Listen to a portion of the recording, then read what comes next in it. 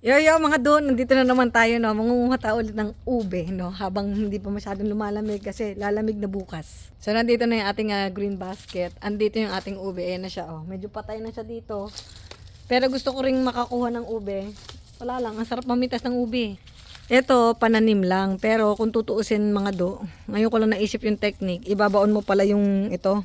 Ito, halimbawa parang kamote rin. Pag binaon mo to sa lupa, ano rin to maglalaman.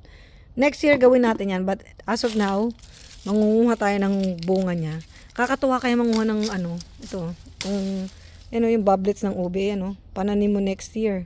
Like I said, if lucky, like this, ito pwede mo ng panglaga, malaki-laki rin to Kaya pala iba sa probinsya, nakakumukuha sila ng ube sa taas na, hindi na sa baba. Kung naglagay siguro ako ng dito, ng lupa, baka lumaki siguro to sa taas ng Or, ambawa, binaba ko to sa lupa. Kaso nga matagal din bago sila magbublets Abutin ka rin ng siyam-siyam Pero at least yan, ayun siya Ayun may bublets na tayo dyan maliit. Yan, pwede rin yan Pang mo na yan, pang tanim. Pero ito kahit ganito pantanim. Pwede rin ito pantsaa. Ginagawa ko rin ito pantsaa, tatanggalan ko lang ng konting balat. Tapos ilalagay ko sa tsaa. Yung tsaa mo, kulay violet. Ayun siya mga Masaya kaya mamitas nito. Kakatuwa ito na naman siya Kakatuwa siyang tignan Dito kala mo puro brown na pero yan makakita ka pa dito mga Kala mo puro brown na siya, ayun siya Nagtatago sa gilid ayun Ayun siya kala mo brown na Ayun Ayan ang mga pananim nating ube. Ito may naliligaw malaki-laki to mga Pag malaki na ganito ang pananim mo, mas malaki rin yung chance na magkaroon ka rin ng mas malaking ube. At saka pwede nating paninda yan kasi pag pinatubo natin to tapos ititinda natin. Mahal ang tinda ng ube na seedlings. Tsaka tong ube na to, pinabayaan ko lang to dito Tingnan nyo, malaki na rin ang laman nito siguro sa ilalim. Ayun na siya Kasi yung iba kong ang ube, laki rin ng laman So, ang ube ang pinakamadaling itanim sa lahat ng gumagapang at na crops. Kasi pababayaan mo lang to, set it and forget it. Umaasa lang siya sa ulan. Pag may ulan, may tubig siya. Pag wala, nanuyo siya.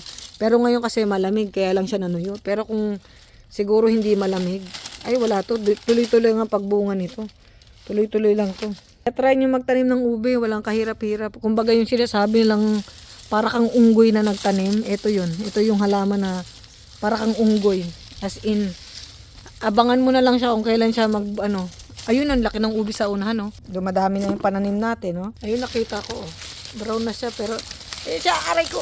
Ayun siya, yun ang laki niya ang laki nito. Parang potatoes Wala tayong palalampasin dito mga Lahat yan, kahit maliliit. Kukunin natin yung mga yan.